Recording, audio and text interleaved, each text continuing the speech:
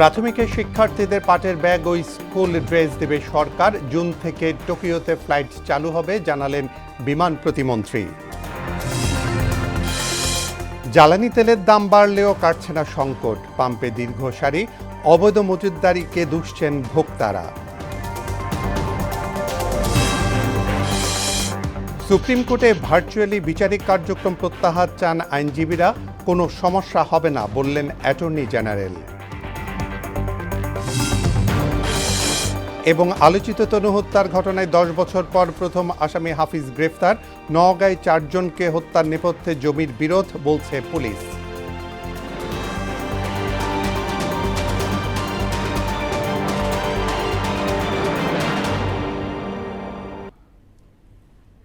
আসসালামু আলাইকুম, মোহনা সংবাদে সবাইকে স্বাগত। এতক্ষণ শুনছিলেন শিরোনাম, পুরো সংবাদের সঙ্গে আছি আমি জাবেদ কারদার। দুর্যোগ সংকটে উৎপাদন ধরে রাখতে জলবায়ু বান্ধব স্মার্ট কৃষি বাস্তবায়নের কথা বললেন প্রধানমন্ত্রী তারেক রহমান। বুধবার বিকেলে সংসদ অধিবেশনে প্রশ্নোত্তর পর্বে তিনি বলেন, সমতা, ন্যায্যতা ও বৈষম্যহীন বাংলাদেশ বিনির্মাণে কৃষি, স্বাস্থ্য, শিক্ষায় ব্যাপক পরিবর্তন আনা হবে। হাম নির্মূলে 2 কোটি শিশুকে ভ্যাকসিনের আওতায় আনার কথাও বলেন সংসদ নেতা। মনিরুল ইসলামের প্রতিবেদন। ষড়ঋতুর এই বদ্বীপে অর্থনীতির অন্যতম চালিকা শক্তি মৃত্তিকা আর লাঙল, কিন্তু বৈশ্বিক জলবায়ুর রুদ্রমূর্তিতে সেই চিরায়ত কৃষি হুমকির মুখে। এই সংকটকে সম্ভাবনায় রূপান্তর করতে এবং আগামীর বাংলাদেশ বিনির্মাণে যুগান্তকারী পরিকল্পনা নিয়েছে সরকার। স্পিকার হাফিজ উদ্দিন আহমেদের সভাপতিত্বে শুরু হওয়া জাতীয় সংসদের প্রশ্নোত্তর পর্বে কৃষিকে কেন্দ্র করে আগামীর বাংলাদেশের সেই ভীষণই তুলে ধরেন প্রধানমন্ত্রী। খননের কর্মসূচি সরকার হাতে নিয়েছে, যা ইনশাল্লাহ আমরা আগামী 5 বছরে করব।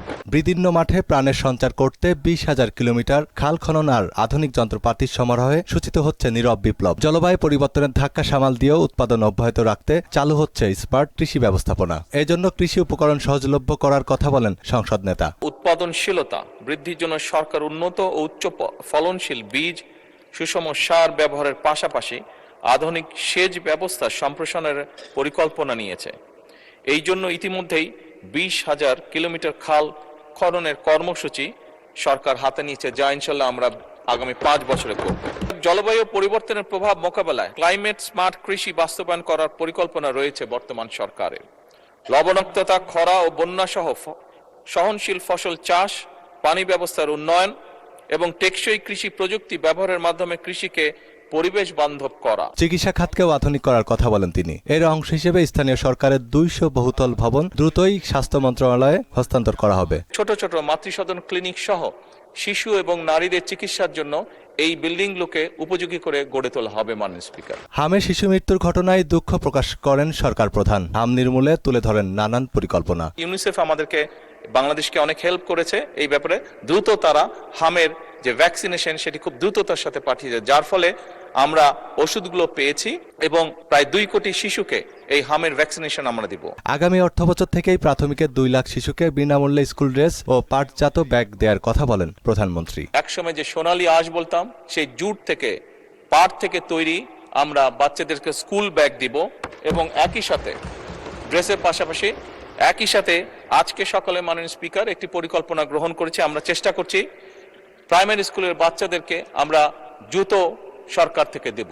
সোনার বাংলার ইস্তেহার রচনায় সবাইকে ন্যায় ও সততার সঙ্গে কাজ করার আহ্বান জানান সরকার প্রধান। সমৃদ্ধশীল, মর্যাদাশীল বাংলাদেশ গঠন করার এবং সেটির জন্যই বাংলাদেশের মানুষ এই ম্যানিফেস্টো গ্রহণ করেছে বলেই বাংলাদেশ জাতীয়তাবাদী দল সরকার গঠনে সক্ষম হয়েছে। মনিরুল ইসলাম, মোহনা সংবাদ, ঢাকা।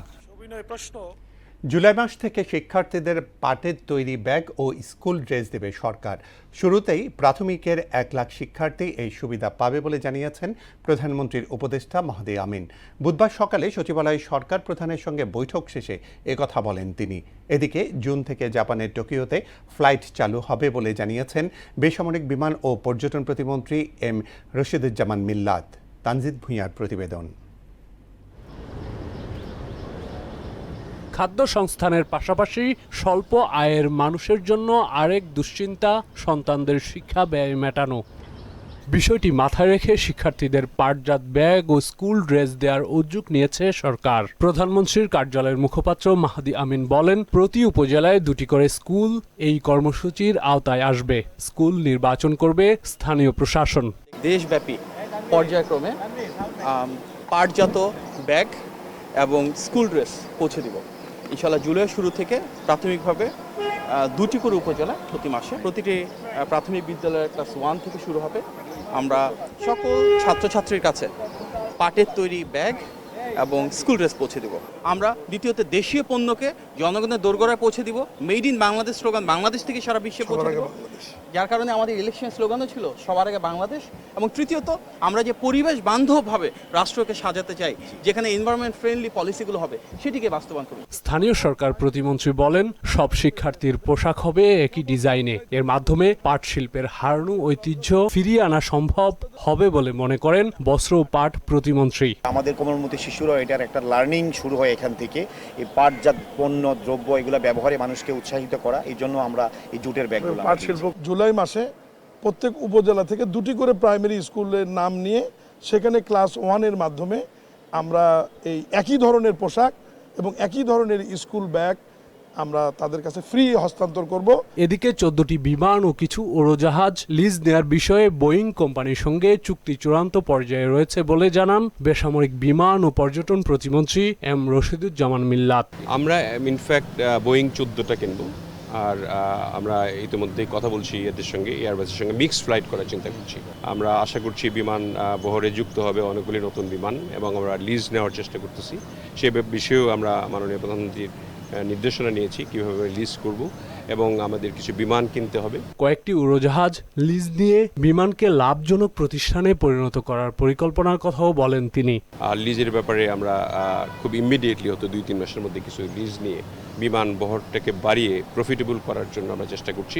এদিকে প্রধানমন্ত্রী তারেক রহমানের সঙ্গে সাক্ষাৎ করেন বাংলাদেশ স্কাউটের কার্যনির্বাহী কমিটির সদস্যরা। সচিবালয়ে মন্ত্রী পরিষদ বিভাগে এই সাক্ষাৎ অনুষ্ঠিত হয়। তানজিদ ভুইয়া, মোহনা সংবাদ, ঢাকা। ত্রয়োদশ জাতীয় সংসদে সংরক্ষিত নারী আসন নির্বাচনে 11 দলীয় জোটের 12 প্রার্থীর মনোনয়ন প্রাথমিকভাবে বৈধ ঘোষণা করেছে ইসি। তবে জাতীয় নাগরিক পার্টি প্রার্থী মনিরা শারমিনের মনোনয়নপত্র বৃহস্পতিবার দুপুর পর্যন্ত স্থগিত করা হয়েছে। জোটের মুখপাত্র এহসানুল মাহবুব জুবায়ের এ বিষয়ে বিধি অনুসারে ব্যবস্থা নেয়ার কথা জানিয়েছেন। এমআর আসাদের রিপোর্ট। নির্বাচন ভবনে বুধবার দুপুর 2টায় শুরু হয় 11 দলীয় জোটের মনোনয়নপত্র যাচাই বাছাই। রিটার্নিং কর্মকর্তা মঈনুদ্দিন খান ও সহকারী রিটার্নিং কর্মকর্তা মনির হোসেন এ কার্যক্রম পরিচালনা করেন। প্রার্থীদের পাশাপাশি উপস্থিত ছিলেন জামায়াত নেতৃবৃন্দ। মনোনয়নপত্রের সঙ্গে জমা দেয়া নথি যাচাই করা হয়। বাংলাদেশ ব্যাংকের সিআইবি রিপোর্ট ও সেবাদানকারী প্রতিষ্ঠানের অনাপত্তির পর 11 দলীয় জোটের 13 প্রার্থীর মধ্যে 12 জনের মনোনয়ন প্রাথমিকভাবে বৈধ ঘোষণা করেন রিটার্নিং কর্মকর্তা। Shamsun Nahar Begum, Mrs Mardia Momtaz, Mrs Rokeya Begum, Mrs Mahmuda Alam Mitu, Mrs Tasmia Pradhan, Mrs Mahbuba হাকিম, এগুলো প্রাথমিকভাবে যাচাই বাছাই করে গৃহীত হয়েছে। জাতীয় নাগরিক পার্টির মনিরা শারমিনের মনোনয়ন সরকারি চাকরি সংক্রান্ত জটিলতা উল্লেখ করে স্থগিত করা হয়। প্রয়োজনীয় কাগজ জমা দিতে সময় দেওয়া হয় বৃহস্পতিবার দুপুর 12টা পর্যন্ত। ওনার মনোনয়নপত্রে উল্লেখ আছে যে ওনার পূর্ববর্তী পেশা চাকুরি, এবং উনি যে স্টেটমেন্ট দিয়েছেন সেখানে গভর্নমেন্ট পে স্কেলের কথা উল্লেখ আছে। সেই জন্য আমরা ওনার কাছে ওনার সপক্ষে ডকুমেন্ট চেয়েছি। এখানে আরপিওর 12 এখানে বলা আছে যে কেউ যদি সরকারি চাকরি করেন সেক্ষেত্রে 3 বছরের একটা লিমিট দেওয়া আছে। বাংলাদেশ জামায়াত ইসলামীর মুখপাত্র জানান, এ বিষয়ে বিধি মোতাবেক ব্যবস্থা নেবে জোট। যে ডকুমেন্টেশনটা প্রডিউস করবেন সেটা থেকে বোঝা যাবে যে আসলে কি হচ্ছে আর কি, তখন আমরা ফাইনাল কথা বলতে পারবো। এমআর আসাদ, মোহনা সংবাদ, ঢাকা। জ্বালানি তেলের দাম বাড়লেও কাটছে না সংকট। পাম্পের দীর্ঘ লাইন ও সরবরাহের ঘাটতি আগের মতোই আছে। অবৈধ মজুদ, পাম্প মালিকদের রেশনিং এবং চাহিদার তুলনায় কম সরবরাহের কারণে এই ভোগান্তি অব্যাহত রয়েছে। ইমদাদুল হক খানের রিপোর্ট। দাম বাড়লেও কাটছে না জ্বালানির সংকট। এখনও পাম্পগুলোতে মোটরসাইকেল ও যানবাহনের দীর্ঘ লাইন দেখা যাচ্ছে। তেল না থাকায় রাজধানীর অনেক পাম্প বন্ধ থাকলেও গাড়ি নিয়ে অপেক্ষা করছেন চালকরা। রাজধানীর রামপুরার হাজীপাড়া পেট্রোল পাম্পে গিয়ে দেখা যায় সেখানে তেল নেই, সাইনবোর্ড লাগানো। অনেকে তেলের আশায় অপেক্ষা করছেন, কেউ কেউ আবার তেল না পেয়েই ফিরে যাচ্ছেন। গ্রাহকরা বলছেন দাম বাড়লেও ভোগান্তি কমছে না। তেল সরকার রেশনিং পদ্ধতিতে দিচ্ছে, কিন্তু আমরা আসলে কখন দিবে পেট্রোল পাম্পগুলো সঠিকভাবে বলছে না যে দিবে। আমরা এসে দেখি যে অকটেন নেই, জিজ্ঞেস করলে বলে সন্ধ্যায় যোগাযোগ করেন। আমরা তো তেল পাচ্ছি না। সকালে মিনিমাম 3টা পাম্পে আমি গেছিলাম তেলের জন্য, কোথাও তেল নাই। এই বিএপি গাড়ি ফুল লোড তেল পায়, অথচ আমাদের এই গাড়ি 2000 থেকে 3000 টাকার উপর আমরা তেল পাই না। প্রয়োজনে আরো দাম বাড়িয়ে ভোগান্তি কমানোর দাবি তাদের। টাকা লাগলে আরো দিব, কিন্তু আমাদের এই যে আমাদের একটা ভোগান্তি, এই যে ঠাড়া ভরা রোদের ভিতরে অনেক ভোগান্তি আমাদের। এই ভোগান্তিটা জানি সরকারের কাছে একটা আবেদন, এই ভোগান্তিটা আমাদেরকে করবেন না। তেল যদি না থাকে একবারে দিয়ে মিয়া শেষ করে দেন। তেল নাই, পাবলিককে কিভাবে দিব আমরা? সরকার 120 টাকা থেকে তেলের লিটার পার লিটার 140 টাকা করেছে, মানে 1 লাফে 20 টাকা সরকার বেশি করেছে। আমরা বলতে চাই যে 120 টাকা বেশি করার পরেও আমরা সিরিয়ালে থাকতে হইতেছে। এই আপনার এত রোদ্রে টেম্পারেচারে মানে একদম হট দেখতেছেন, পুরো গামায় অস্থির হয়ে গেছে। অনেকে অভিযোগ করেন পাম্প মালিকরা চাহিদা অনুযায়ী তেল সরবরাহ না করে বাইরে বেশি দামে বিক্রি করছেন। কিছু কিছু অসাধু ব্যবসায়ীর কারণে তেলের সংকট আরো বেশি। তেল অবশ্যই আছে, সব এগুলো রাজনীতি, আর কিছু না। রাজধানীর সব পাম্পে একযোগে তেল দিলে ভোগান্তি থাকবে না বলে জানান তারা। সব পাম্পে যদি একসাথে তেল দেয় তাহলে সংকটটা খুব তাড়াতাড়ি দূর হয়ে যাবে, কিন্তু সব পাম্পে তেল দিচ্ছে না। মেন প্রবলেমটা যে এই জায়গায়। এমদাদুল হক খান, মহানগর সংবাদ, ঢাকা। সপ্তাহে 2 দিন ভার্চুয়ালি আদালতে কার্যক্রমে কোনো সমস্যা হবে না, বরং মামলার মৌলিক বিষয়ে গতিশীলতা আসবে বলে মনে করেন attorney general barrister Ruhul Quddus Kajal. এদিকে অবিলম্বে ভার্চুয়াল কোর্ট পরিচালনার সিদ্ধান্ত প্রত্যাহার করা না হলে কালো পতাকা মিছিলের ঘোষণা দিয়েছেন সুপ্রিম কোর্টের সাধারণ আইনজীবীরা। অন্যদিকে টিএফআই সেলে গুম নির্যাতনের ঘটনায় মানবতাবিরোধী অপরাধ মামলায় 3 নম্বর সাক্ষীর জেরা শেষ হয়েছে। মুদাসসির আলী প্রতিবেদন। চলমান জ্বালানি সংকট মোকাবিলায় সপ্তাহে 2 দিন ভার্চুয়ালি কোর্টের বিচারিক কার্যক্রম শুরু হয়েছে। পরবর্তী নির্দেশ না দেয়া পর্যন্ত প্রতি বুধ ও বৃহস্পতিবার অনলাইনে চলবে বিচারিক কার্যক্রম। বুধবার নিজ কার্যালয়ে অনলাইনে যুক্ত থেকে কাজ করেন attorney general barrister Ruhul Quddus Kajal. পরে এ বিষয়ে সাংবাদিকদের সঙ্গে কথা বলেন তিনি। বলেন অনলাইনে মামলার কার্যক্রম গতিশীল রয়েছে, এতে কোনো সমস্যা দেখছেন না অ্যাটর্নি জেনারেল। আপিল বিভাগে আজকের দিনের অর্থাৎ অন্য বুধবারের দিনের যে কোনো মামলা নিষ্পত্তির চেয়ে আমার কাছে মনে হয়েছে যে আজকের মামলার কার্যক্রমে একটু গতিশীলতা এসেছে। আমি এখনো পর্যন্ত কোনো সমস্যা বোধ করিনি। জ্বালানি সংকট এড়াতে যে পদক্ষেপ আদালতের ক্ষেত্রে নেওয়া হয়েছে তা সাময়িক বলে জানান তিনি। এই ব্যবস্থাটা কিন্তু সম্পূর্ণ সাময়িক, এটা কোনো দীর্ঘমেয়াদী কোনো ব্যবস্থা হিসেবে উনি গ্রহণ করেননি। তবে এর ঘোর বিরোধিতা করেছেন আইনজীবীদের একাংশ। তাদের দাবি বিচারিক প্রক্রিয়া সুষ্ঠুভাবে সম্পাদনের ক্ষেত্রে এটি এক ধরনের অন্তরায় হবে। বুধ এবং বৃহস্পতিবার 2 দিন সাধারণত মামলা আমাদের এখানে শুনানির জন্য থাকে। শুনানির সময় আমাদের অনেক রেফারেন্স লাগে, বই লাগে, তথ্য উপাত্ত লাগে। এই শুনানিটা কোনোভাবেই ভার্চুয়ালি করা সম্ভব না।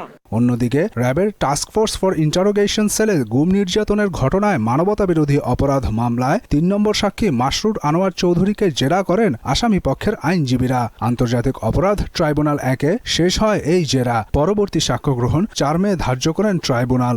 তার কথা মতে মোদি বিরোধী একটা পোস্টের কারণে। তা আমি প্রশ্ন করেছি, মোদি এসেছিল 2021 সালে, আর আপনি আটক হয়েছেন 2020 সালের 1 মার্চ, এর মানে পোস্টটি আগেই দেওয়া হয়েছে।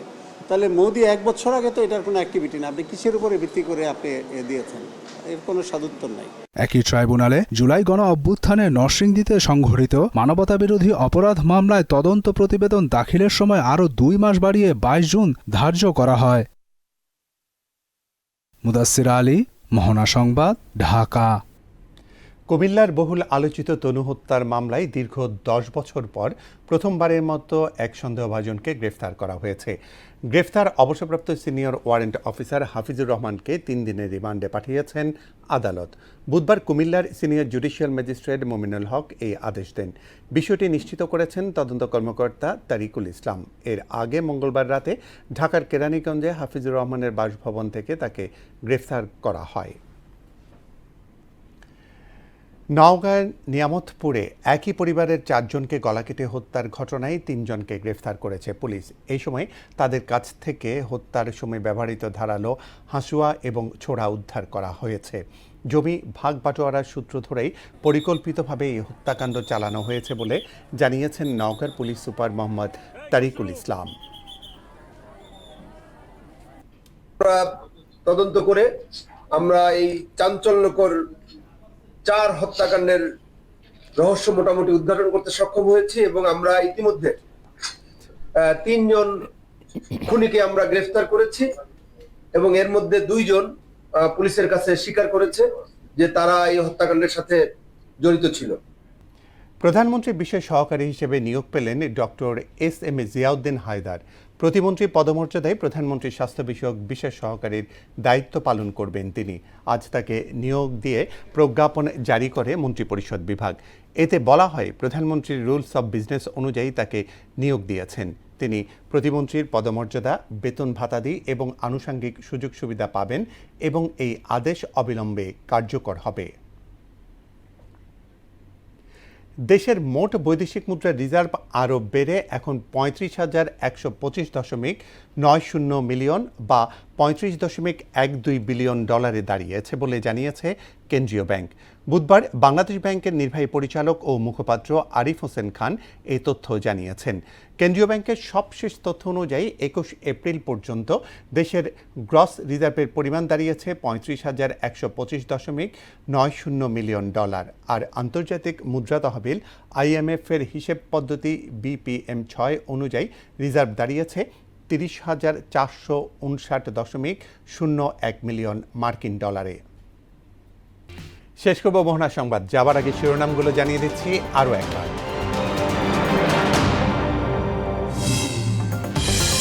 প্রাথমিকের শিক্ষার্থীদের পাঠের ব্যাগ ও স্কুল ড্রেস দেবে সরকার। জুন থেকে টোকিওতে ফ্লাইট চালু হবে জানালেন বিমান প্রতিমন্ত্রী। জ্বালানি তেলের দাম বাড়লেও কাটছে না সংকট, পাম্পে দীর্ঘ সারি, অবৈধ মজুতদারদেরকে দুষছেন ভোক্তারা। সুপ্রিম কোর্টে ভার্চুয়াল বিচারিক কার্যক্রম প্রত্যাহার চান আইনজীবীরা। কোনো সমস্যা হবে না বললেন অ্যাটর্নি জেনারেল। এবং আলোচিত তনু হত্যার ঘটনায় 10 বছর পর প্রথম আসামি হাফিজ গ্রেফতার। নওগাঁয় 4 জনকে হত্যার নেপথ্যে জমির বিরোধ বলছে পুলিশ। এই ছিল মোহনার সংবাদে। আমাদের পরবর্তী সংবাদ রাত 12টায়। মোহনার সবশেষ খবর জানতে ভিজিট করুন www.mohna.tv। সংবাদ দেখতে পারেন ফেসবুক, ইউটিউবেও।